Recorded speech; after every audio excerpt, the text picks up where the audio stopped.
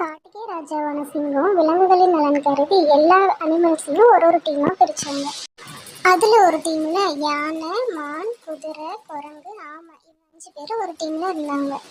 ஒரு group of friends இருக்காங்கன்னா அதில் ஒருத்தர் மட்டும் கலாய்க்கிறது, ஒருத்தர் மட்டும் கார்னர் பண்ணுறது இப்படி இருக்கும். சில சமயத்தில் நமக்கே இந்த மாதிரி நடந்திருக்கும்.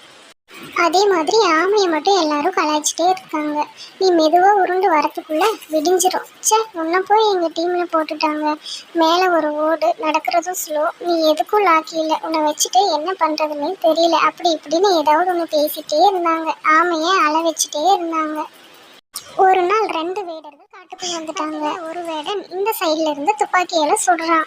இந்த சவுண்டு கேட்டு காட்டுல இருக்க எல்லா ஆப்போசிட் சைடு ஓடுறாங்க. இந்த சைடு துப்பாக்கி சவுண்ட் கேட்டு எல்லாரும் ஆப்போசிட் சைடு தான் வருவாங்க அப்படின்னு மைண்ட் கால்குலேஷன் போட்டு 2 வேடர்களும் எல்லா விலங்குகளையும் பிடிச்சிட்றாங்க. மெதுவா போன ஆமை ரீச் ஆகிறதுக்குள்ள எல்லா விலங்குகளையும் பிடிச்சிட்டு போயிடுறாங்க. ஆனா இந்த ஆமை மட்டும் தப்பிச்சது.